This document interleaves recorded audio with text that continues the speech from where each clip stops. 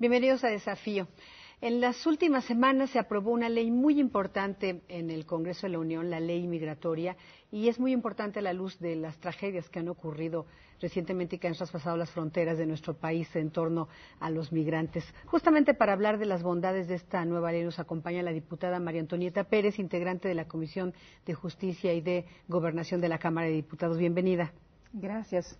Gracias por la invitación. ¿Cuál es la importancia de esta ley que se renueva, se modifica después de 80 años de haber sido promulgada? Bueno, una de la importancia de esta ley es que se elabora una ley ex profeso para tratar el tema de la migración y se establece un marco jurídico en donde se establecen los derechos del migrante mientras estén en el país, no importa su estatus migratorio, además de que es un tema que no se había tocado a profundidad por los últimos 80 años.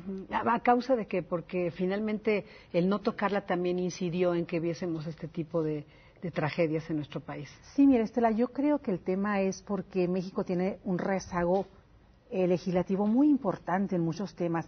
Desafortunadamente la migración no se escapa a este rezago y yo siento que solamente esta dinámica de no avanzar con temas importantes en el Congreso de la Unión. No hay otra justificación para que un tema tan importante para México, donde hemos sido por años paso para tantos migrantes que van a Estados Unidos y que el tema nos haya tocado en tanto tiempo. Claro, además nos quejamos de cómo tratan a nuestros migrantes en los Estados Unidos y en el camino aquí no solo los maltratamos, sino incluso, como vimos, muchos han muerto. Pero, ¿cuáles son los detalles, los avances en la ley? Mira, tiene muchas bondades. Una de ellas es que se tipifica el delito de tráfico de indocumentados.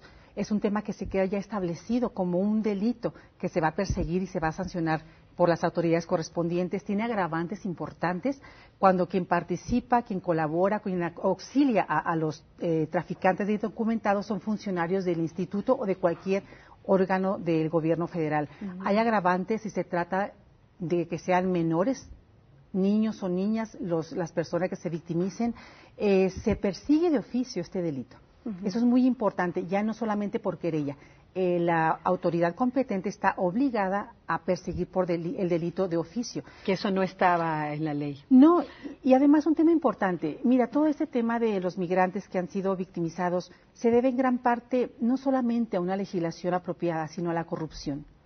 Y en esta ley se está obligando al Instituto Nacional de Migración a que haga una revisión periódica de la honestidad de los funcionarios del instituto a través del Centro de Evaluación de Confianza, que va a estar supeditado al Centro Nacional de Confianza y Evaluación. Controles de confianza que no existían. Así ¿Qué va a pasar con por ejemplo, los funcionarios del Instituto de Migración que sí se demostró que participaron en corrupción? ¿Qué pasa con esta ley? ¿Alcanzan ellos una sanción por la misma? No, mira, desafortunadamente no es retroactiva la aplicación de la ley. Sin embargo, el Instituto Nacional de Migración ha dado cuenta que ha despedido a 200 funcionarios del instituto porque no aprobaron algunas pruebas de confianza, pero 40 de ellos están sometidos a proceso por la PGR.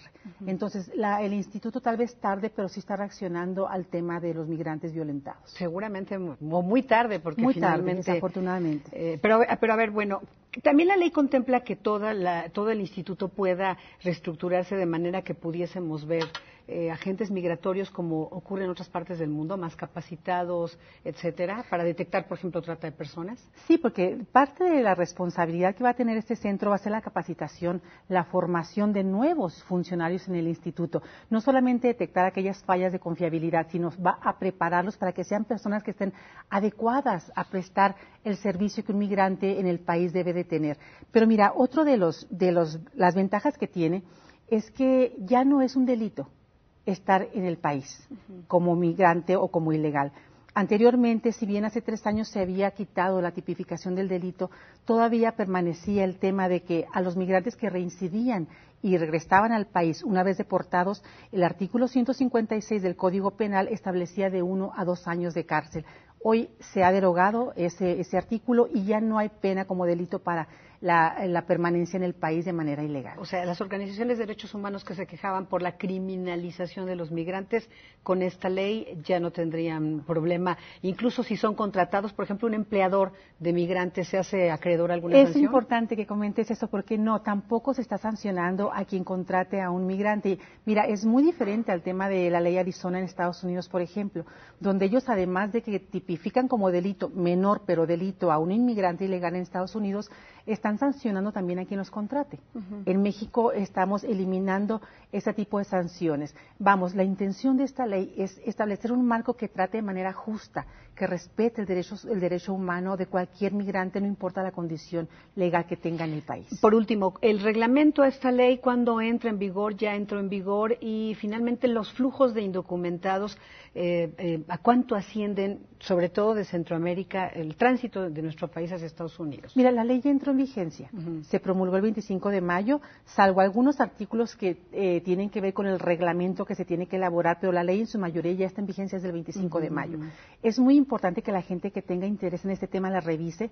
Es una ley muy compacta, muy sencilla de entender, con 162 artículos. Votada por unanimidad, por cierto. Así es, en la Cámara de Senadores y en la Cámara de Diputados. La pueden conseguir entrando a la página del Congreso de la Unión, en el espacio de Gaceta Parlamentaria, en búsqueda Ley General de Migración, y les va a desplegar la ley, que es muy sencilla de entender. Diputada, ¿los flujos migratorios a cuánto ascienden, por último? No tengo el dato exacto, pero sabemos que México ha sido paso importante, histórico, para llegar a Estados Unidos. El problema es que mucha gente que no llega a Estados Unidos se queda allá de manera permanente, y tenemos que dar la oportunidad de que se integre a nuestra comunidad de manera honesta, pero sobre todo legalmente. Sí, lo que sí podemos decir, sin temor a equivocarnos y no dar una cifra exacta, es que son decenas de miles de inmigrantes que cruzan por el territorio nacional, y de ahí la importancia de esta nueva ley que ya está en vigor. Faltan detallitos en el reglamento, pero tiene apenas unas semanas de haber sido aprobada, y esperemos que con eso no volvamos a ver casos como los que nos hemos encontrado, que han dado una pésima imagen de México en el mundo, sin duda alguna.